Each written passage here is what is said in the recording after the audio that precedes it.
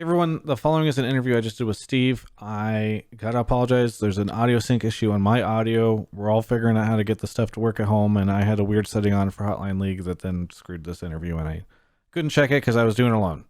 Please forgive me. Maybe open TFT or something on the other screen and put it on the other screen, but I think it's pretty good. Hello, everyone. I'm joined remote by Steve from Team Liquid to talk a little bit about the things that Team Liquid is doing as we go through this very interesting time for all of us.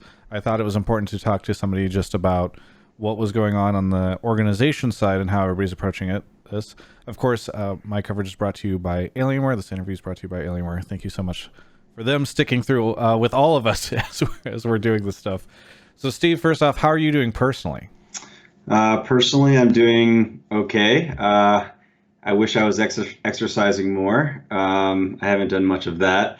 And I've been a little like corona anxiety, thinking about it more than I probably should. And I've been a little stressed out with just everything that we've been doing at Team Liquid in order to respond diligently and appropriately, but also as leaders in the space. And so that's been a lot of effort and conversations, and we've got a task force internal at Team Liquid that we've been working on. So that, and I have a little stressed out about what's going on politically on things, and just in the U.S. in general. So that's a little taxing personally, I guess, from a mental perspective. But yeah, I'm happy to be healthy.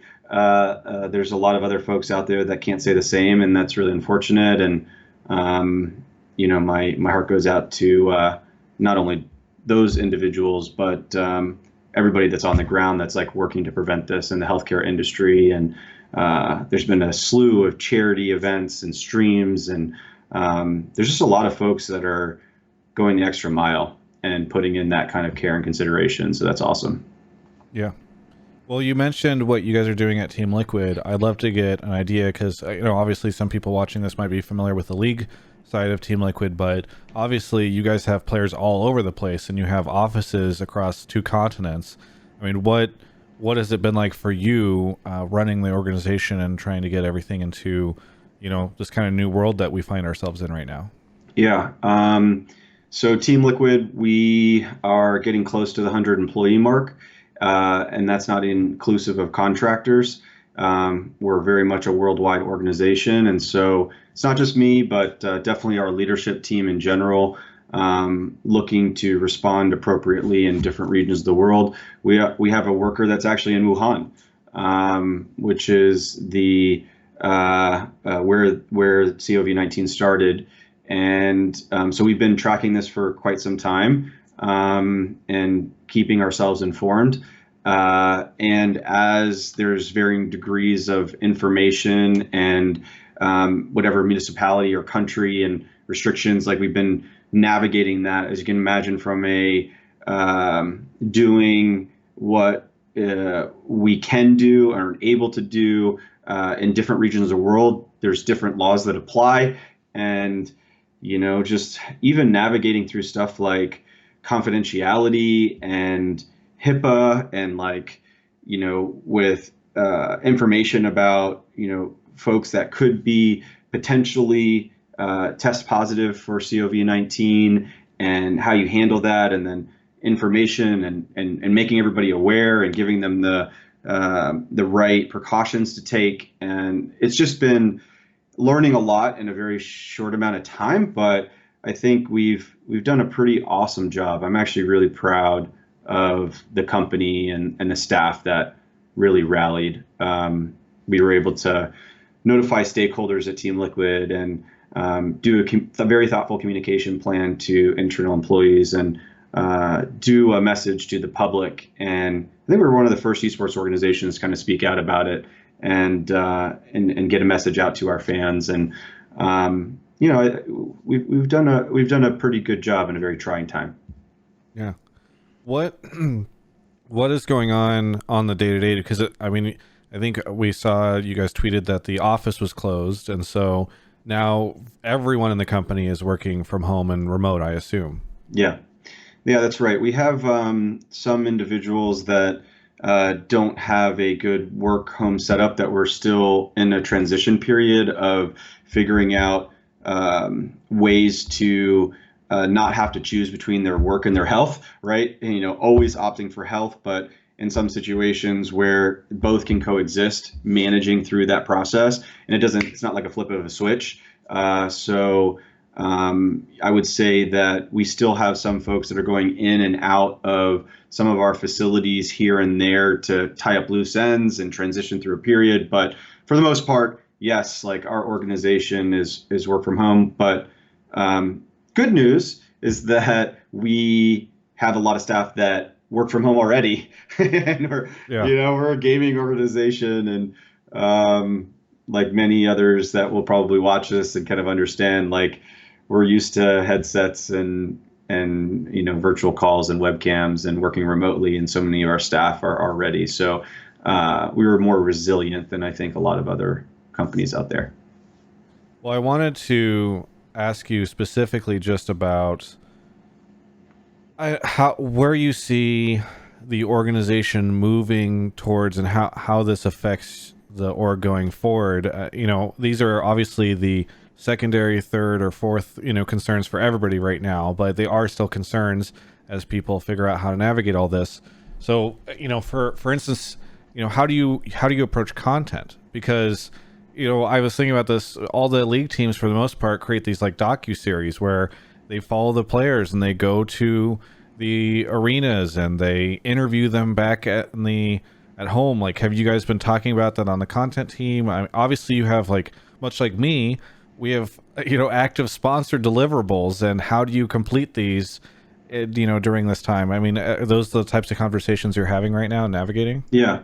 I'd say like the first type of conversation that we're having is identifying what our role is in all of this. What is Team Liquid's role? What are we here to do? And let's make sure we stay within our role. I think that that's important. We're not overreaching and overstating or trying to do more than what other people are good at, right? And so, from my perspective, the conclusion that we've come to internally is that we're here to maybe help with providing at-home entertainment when folks are spending a lot more time at home in quarantine. And it's not a awesome, very proud role to be in, but that's kind of what we're capable of. And so, that means that we're hosts. We have awesome Discord events, and we can maybe create more types of content that folks can watch, and all still while implementing a policy to provide the right kind of information and methodology from a training perspective for the leagues that are continuing to go. And then just streaming content, YouTube content, and more specifically to your question about like, what are we doing to be able to transition the stuff that was filmed in person to now going at home? I think it's doable, right? Like not everyone, sorry. Content creators are trying to figure this out, right? It's like this race to, okay, well, what can be captivating, entertaining, and also be done fully produced, filmed, and edited at home. And we're figuring that out too. So there's lots of conversations on how to do that.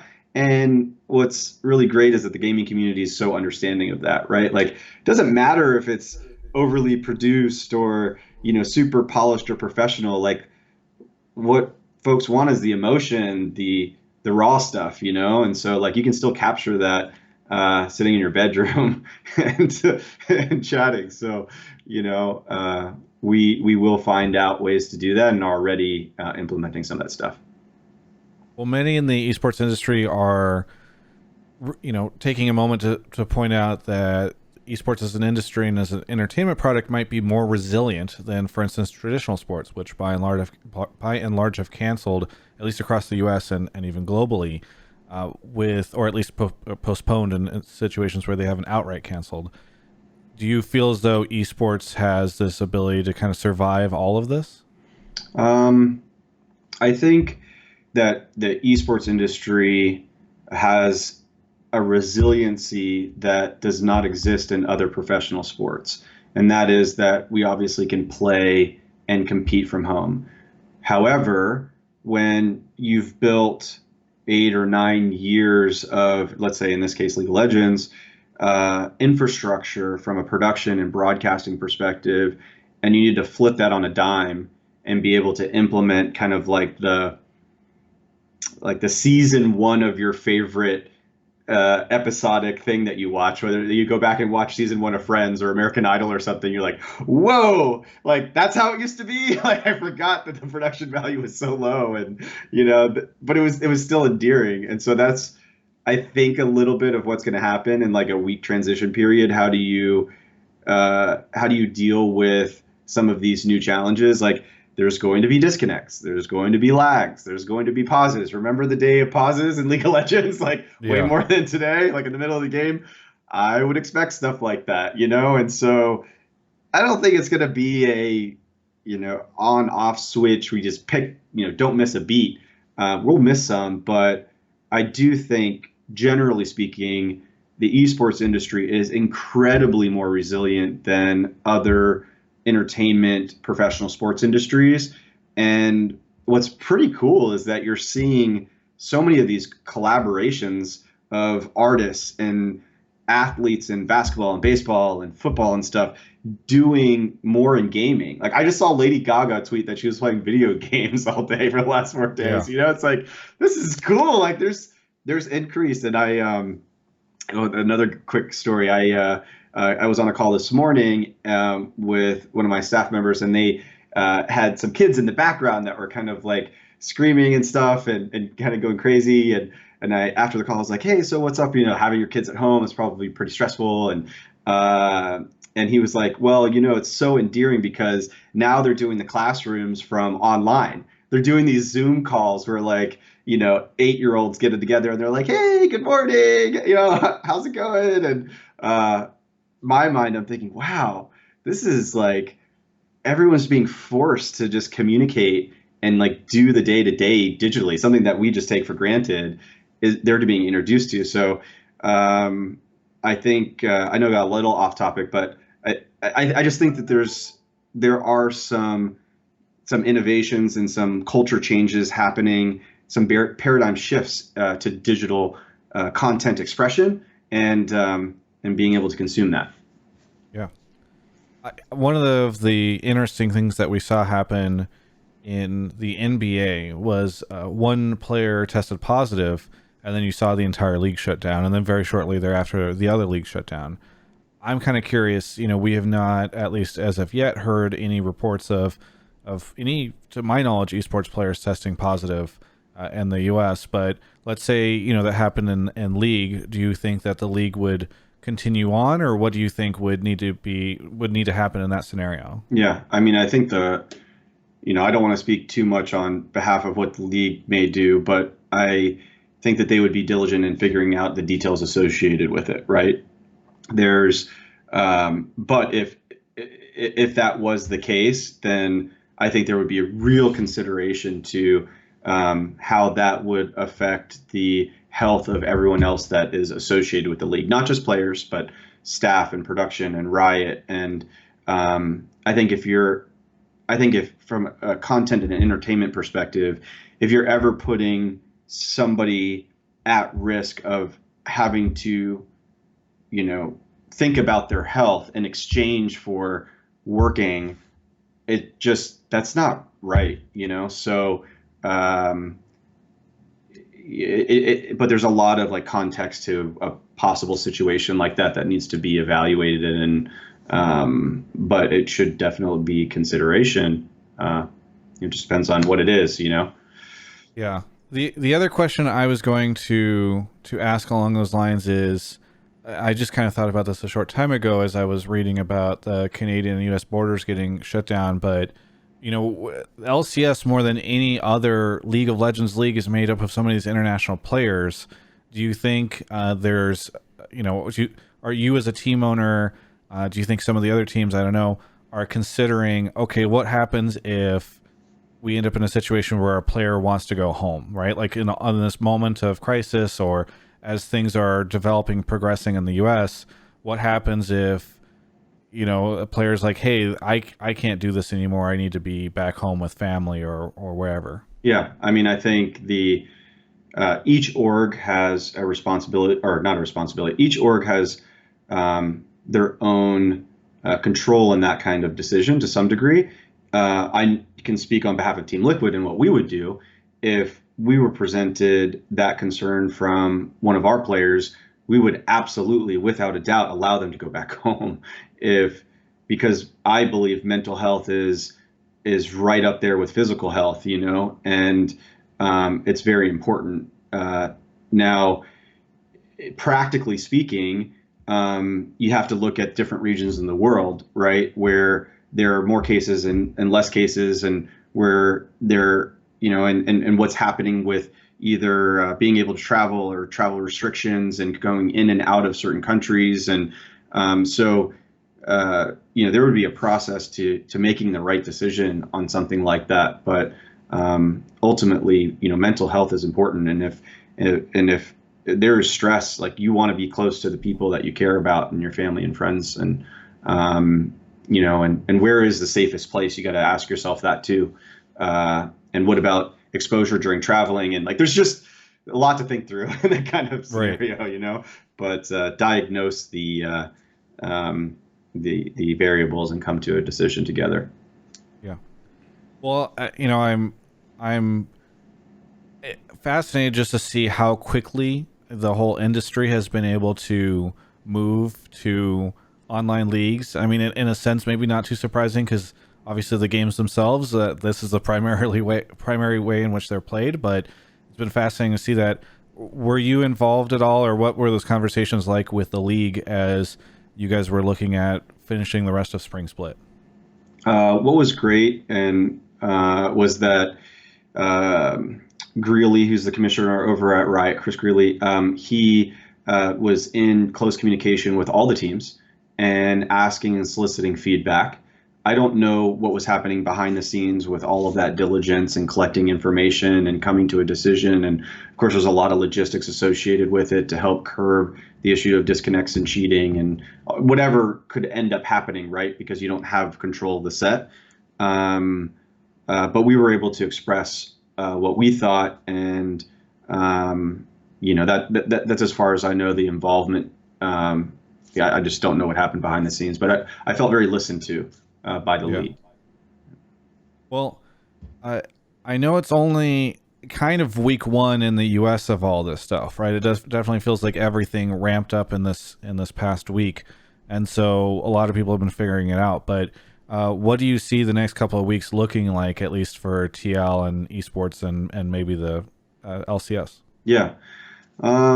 I think for the general esports industry, I think that there's been a lot of postponements to push events back on the calendar, or cancellations. I think that you're going to see the esports industry very, well, not say very quickly, more quickly adapt the ability of producing content at home in comparison to other entertainment industries. And so I think in that, it's good. And I think that digital consumption of content is way up.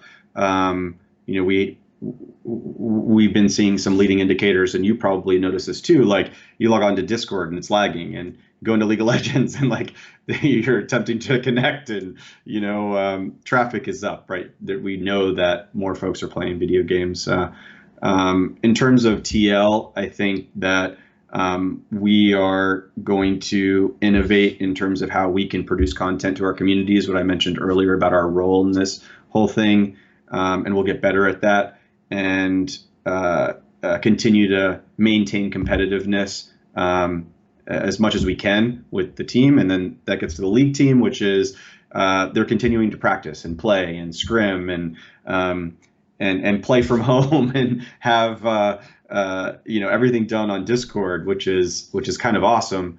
And I think we'll be ready. Something to share about just my personal view is that in a lot of the games, maybe the last 4 or 5 that we played in the season so far, there's been this kind of trepidation, like a bit of not leaning in, but leaning back in terms of play.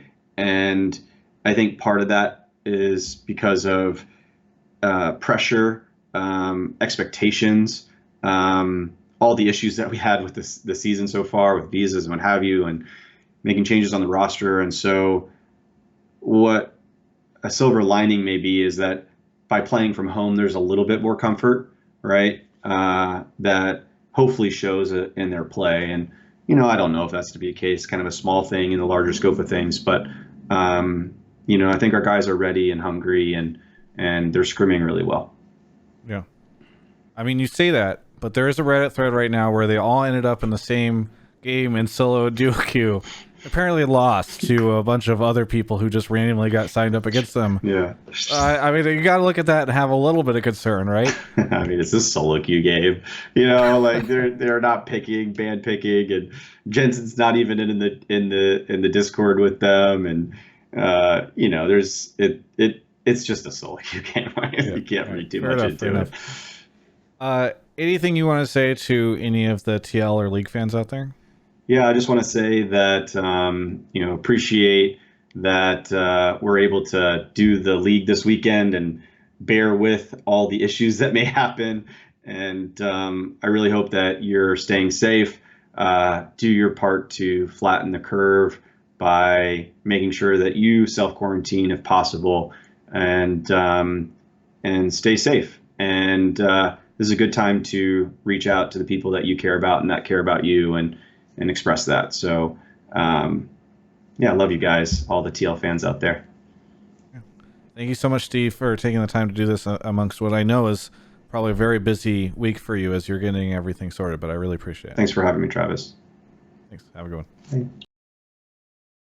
Hey, thanks so much for watching that interview. It's part of my remote coverage here from the Gafford Industries bunker as we get through this interesting time. I want to thank Alienware and Movement so much for supporting my content, especially even as we have to kind of do this weird version of it. And I appreciate you guys so much. If you'd like to check out their stuff, there's a link to both of their websites in the description below. It actually helps me out a lot. There's a promo code for Alienware. There's a promo code for Movement. If you use that link, you can save some money for either of them. Doing that stuff really helps me out as we all kind of figure out what sponsorship is going to look like for creators in this new time. Anyway, thanks for watching the interview.